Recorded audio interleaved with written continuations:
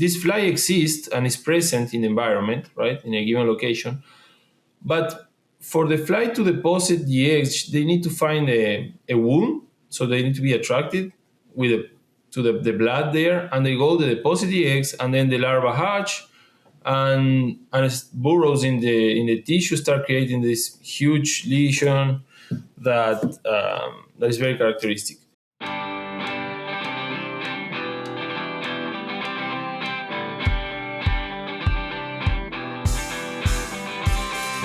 Hello and welcome to the Feed Science Podcast brought to you by Wisenetics. I'm your host, Bob Odker. Today I have Federico with me, and we're going to talk about screwworms, a very hot topic at the moment. And Federico, if you did introduce yourself, I'd appreciate it. Thanks again for the invitation. I think this is the second time we've seen in this podcast. It's always a pleasure. So I'm currently working as a postdoc in South Dakota State University, but I came to the US in 2018 to do my master's and stay and did my PhD at University of Florida. But originally I'm from Argentina, where I graduated from a veterinary school in Universidad del Litoral in Santa Fe. And yes, it's been a long road. So I'm happy to be here today, enjoying this conversation, and I hope I can tell you a bit about my experience with this new problem for the US, but very common in Argentina. Yeah, well, and first I'll say welcome back. Good to have you back, and yeah, I'm very interested in this topic, so we could just get started. My first question to you would be, how many cases of screwworm have you seen? So yeah, in my lifetime, as I mentioned, I grew up in Argentina. I lived there until the age of 28, 27, I think. And I've seen hundreds of cases. I don't know the exact number. My family owns a beef cow-calf operation. So I've seen them there. Also, my dad is a large animal veterinarian. So am I, and we used to treat many cases. So it's something I'm familiar, and most of ranchers, producers in Latin America, I would say South America, because it was controlled in Central America. It was under control until a few years. But most people in South America have seen it, and they've treated, and they know what it's like.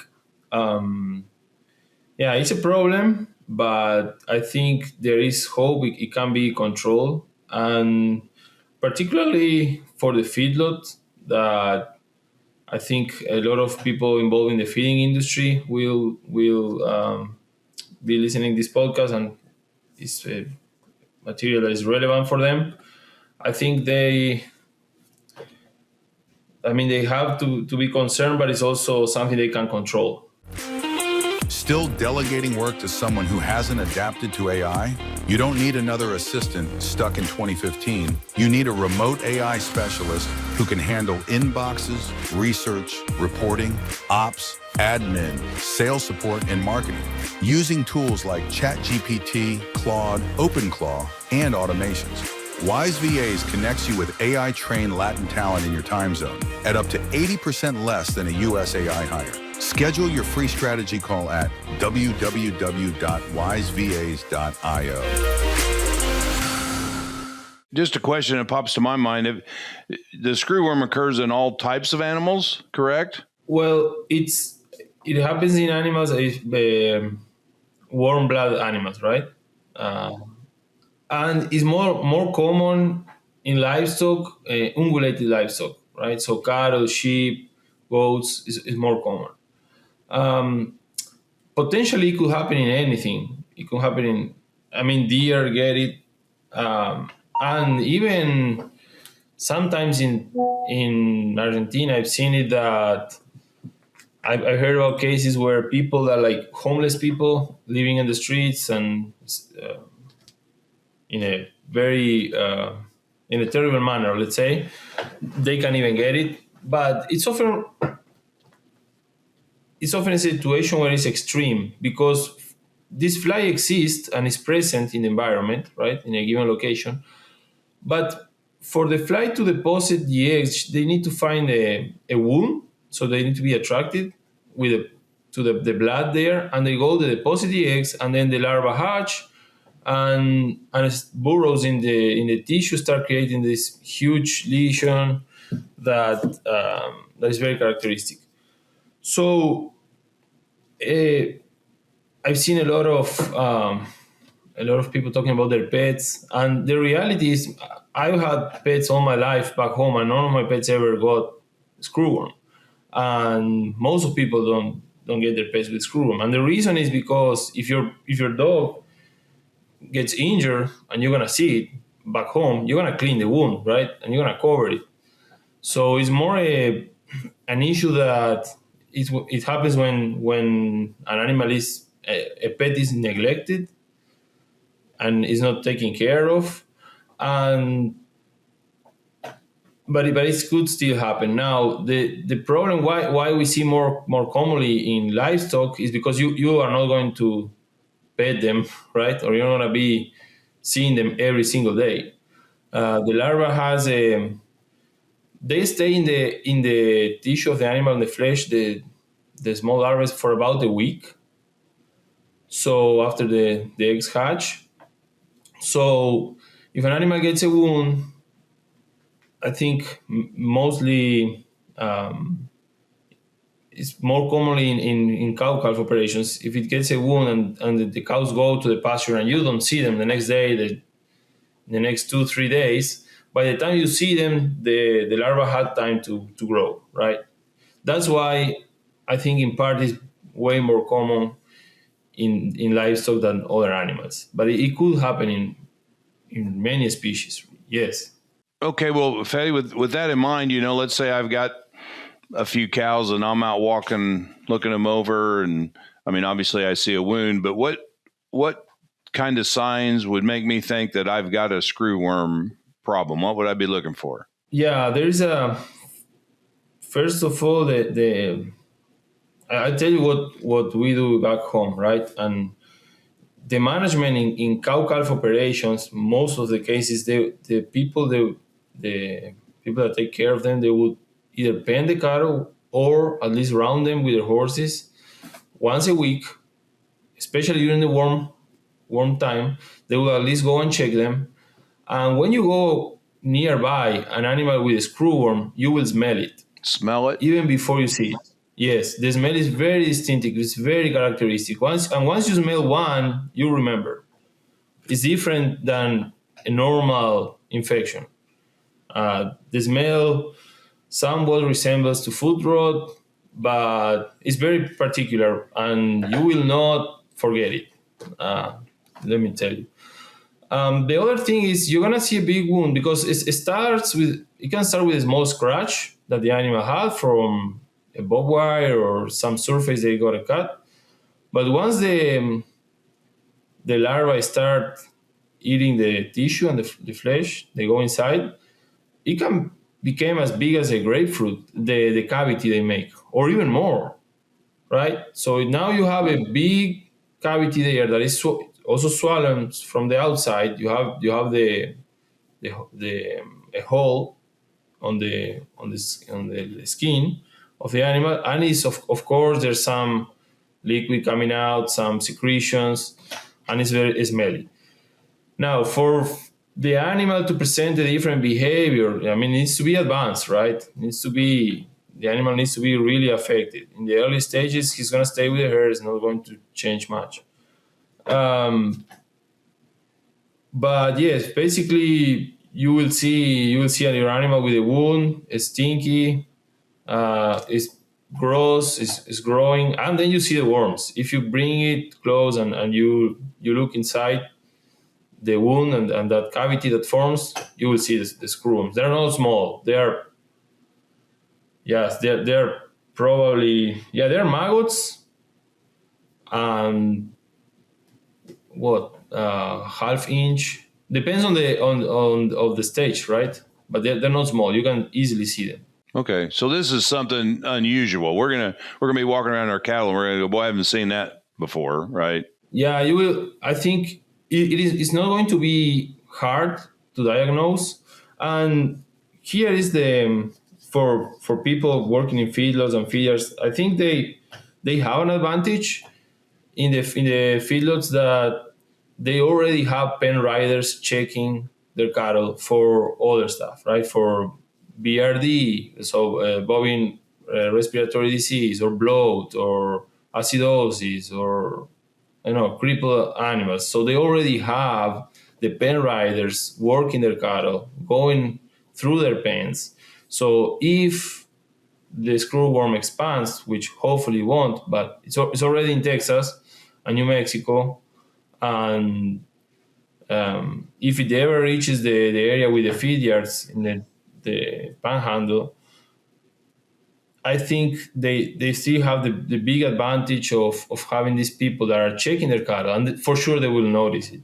I mean, it's going to be very hard that they'll miss it. And if you notice, like I told you, I've seen hundreds of cases. The treatments are effective. The treatment work is more about, okay, do you get it on time, or do you get it when it's extremely advanced and the animal is suffering? But if you get it in early stages, the recovery is successful. The animal heals. Is not you're not going to lose the animal. To be said, I think my biggest fear is in the cow-calf sector, because sometimes the cows are in these big rangelands, hundreds of acres, and they don't get to be seen very often, very frequently. Okay. That is a problem, because the animal can fully develop this parasite can fully grow in the animal before they even get seen, or again, right? And that could mean you could lose some cattle. Now, let me tell you some management that we do back home to minimize the incidence of this problem. So I would say the number one ally that you have is the cold. So this fly does not like the cold and doesn't really do much, and it's not very present when in the winter months. That is also a benefit for the Midwest, and I'm here in South Dakota. I doubt it could get up to here with in some. I mean, in most of the year. Right now we have nice weather, but it doesn't last that long. So the cold is one. So what we do is we try to match our management in any beef operation to match the winter months. So our calving happens in the winter. We try to make it in the winter. If we need to castrate calves in the winter, right, we try to avoid the months when there's gonna be high fly activity. So we try to avoid any calving near the summer or any castration. And this could be something that we'll have to maybe feeders may need to adapt. So a lot of times they purchase calves from sale barn and they came as bulls, right? They haven't been castrated. They're few, I mean, but they're there, and they need to castrate them in the feeder. Or sometimes the stocker operations, they purchase what is called a high risk calf, has never seen a vaccine, non-castrated, anything. Well, I would say they either had to wait a bit, or there are other methods like the illustration, the rubber bands. Perhaps that could help to minimize. I used to use a rubber band back in Argentina, but mainly in dairy calves. So first days of age, you use a rubber band, and because you don't have a wound, you have less risk. It could still happen once the testicles drop and you have that tiny little live scar there. You could still get screwworm if it secretes something, but it's less. I mean, of course, it's way less than if you make an open wound with a knife and cut the testicles in the normal way is done, right? The second thing that we do is prevention. Once you have a wound, either castration or any type of wound, we use products immediately in the wound to prevent. And I will check at the in the FDA website, and they are already some approved. And this is something every producer needs to talk with their veterinarian, the people responsible for health in their area of animals. But basically, there are ointments and sprays that can be applied directly in the wound that they contain insecticide, and they are effective. They help. They do. They really help. So you do this preventively. I'm not sure if they are recommending now the use of an injectable for prevention, like an insecticide, but we do that too. So we do combine. Let's say we are going to castrate calves. Uh, we castrate them and we apply an ointment in the wound and an injectable parenteral to have them with that drug systemically for some days until the wound heals. And with that, you minimize greatly the incidence. So it's something that you learn and to live with, and it's okay. People in Argentina, as you know, we have more cattle than people, and unfortunately, screwworm is endemic. There's no been efforts to control it. It's everywhere, and people still produce. So you can. I mean, you can survive it. It's not. I don't think it's the end of the world. It just takes more labor in some point. Every person on your team is wired differently. Some thrive with structure, others drive results through autonomy. Some process information fast and move on. Others need depth before they decide. And when the wrong person is in the wrong seat, not because of skill, but because of how someone is built, performance suffers and no one knows why. Zentrix Insights maps exactly that. Behavioral patterns, cognitive style, and natural work preferences are all visible in 15 minutes. So you stop guessing who should own what and start putting the right people in the right seats. Because the best teams are not just talented, they are well placed. Visit ZentrixInsights.com. So then after you kill the screwworm, then you still have to manage or doctor the wound for a period of time, I presume? Yeah, so what normally depends on the how big the wound is, and cattle is very resistant. If it's small, let's say you're in a cow calf herd, right, and the cattle is in open range, and people will do the treatment in the range. They're gonna rope and catch, get the animal and just treat it there, right? If it's a small wound, probably the next time you see it's already healing. You can go and put more ointment if you want, or spray again, but that's fine. Now, if it's a big, large cavity, you might require to clean it, and that will depend. But regarding of treatment, it's very important that people talk to the veterinarian what they recommend, how to do it, and of course inform. If they ever have a case, they need to inform the authorities. Right now, it's very important so that this stays under control, and they don't go and do things by themselves.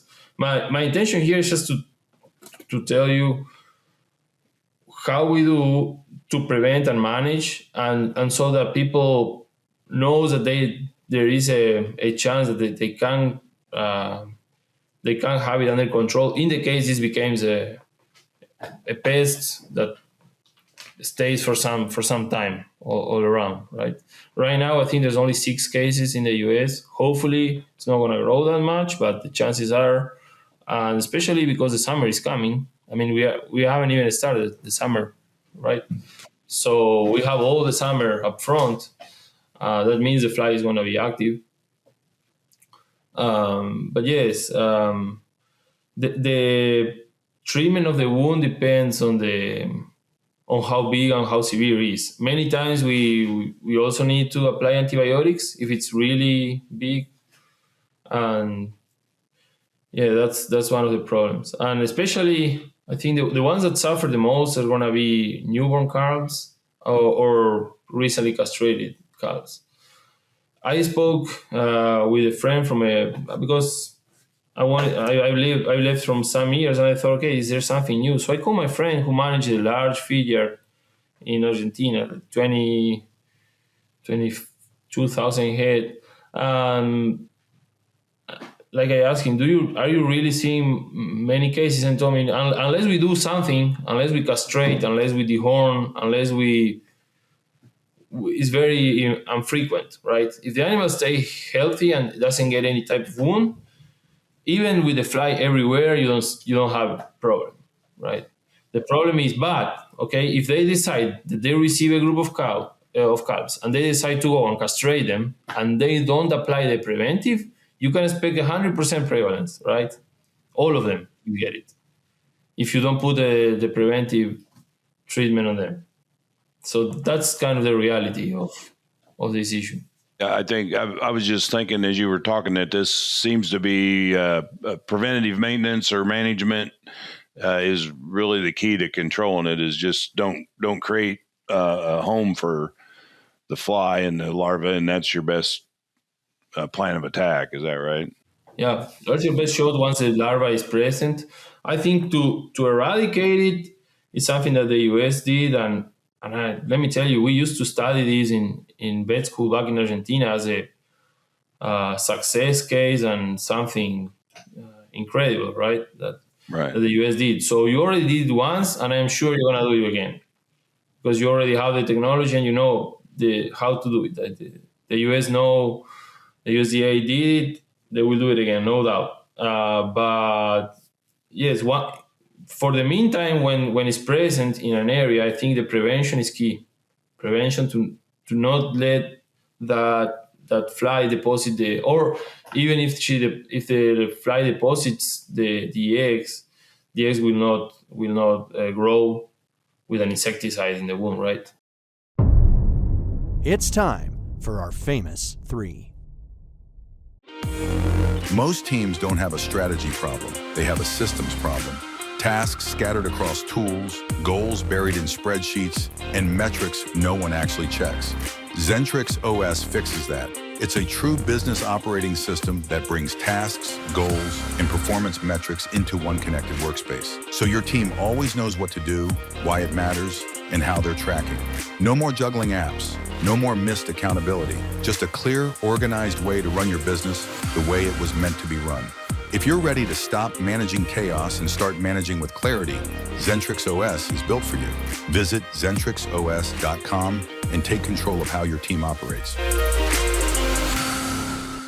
Okay. Well, listen, we've talked quite a bit about cow-calf and on the range and that kind of stuff. We mentioned feedlots. What is, sort of the indirect and direct impacts of screwworms in a feedlot where we're trying to finish cattle? Yes, like I mentioned, I think the direct impact could be if they have cases that they need to treat, but because they already have the pen riders, the treatment is relatively simple. If they need to do a procedure like castration, they can use preventive measures. So the direct impact might not be so big in their operation, I think, unless for some reason all the animals get wounds, which is not common, absolutely not common in a feed yard. Indirectly, my fear is what's going to happen with the cow-calf side and the provision of calves. And we already seen it this last year when they need to close the border with Mexico and 1.2 million head of cattle stopped coming. So that is my biggest concern. And I don't know, who can tell, but yeah, that's the side of the equation that could affect more the feeders. What is going to happen with all the calves coming to the feedlots? What if this spreads and how is this going to affect? How is it going to affect the willingness of the cow-calf producers to treat their calves? Because it's going to increase the labor, right? Having to do all that. I don't know. I think that we will see changes also in the probably if this stays, people that has like fall calving in the sometimes fall calving in October. If you are somewhere in the south, it's still pretty warm, right? Right. So that may have to change towards more colder months. So that could also change a bit, or maybe just privilege spring calving in early January, for example. So yes, indirectly, I think the biggest changes for the feeder will come from the indirect effects, as they already did, right, with the provision of calves. Perhaps some podcasts like this and stuff, and some understanding on what screwworm is. I've learned a lot here that they're not going to tell you on the news, or you're not going to see on the internet with people wanting to kind of use this as a news story. I mean, maybe we need to be just a little more calm and understand what screwworm is and the ways to manage it, and be professional and work through this rather than having some kind of hysterical reaction in the market for trade and that type of thing. Yeah, I think it is a concern, and people is right to be concerned, but it can be managed and it can be eradicated, as the United States already did once. So I think yes, it is important to stay professional, communicate with the authorities, either your veterinarian, the USDA inspectors, anyone related, and just follow the recommendations. And for sure, it will be something that will pass. I'm pretty sure that in the next, hopefully, the next years, this will be completely gone once they establish successfully the sterile fly program at full speed in all the locations they're talking about. I hope it will be gone again. And I think, people just need to stay calm and follow recommendations as the authorities are saying. It'll be fine. Okay, well, Federico, we've covered a lot of ground here. Is there anything that I haven't asked or that you haven't said that you think we need to get out here to people watching? No. I think we're good. It's always a pleasure to be in this podcast, and I hope to see you again sometime. And then I'll just say to the people watching, I hope you found this very interesting. I always like to talk about these topics with people who have actual hand-on experience that can tell you, what it's like, and it can be very informative. And if you found it that way, I'd ask that you would share this with others, tell them about it. Appreciate if you'd subscribe and keep an eye on what's going on here. So with that in mind, I'd say God bless you and have a good life. And Federico, I hope to see you again in the future on another podcast. Thank you, sir. It was a pleasure.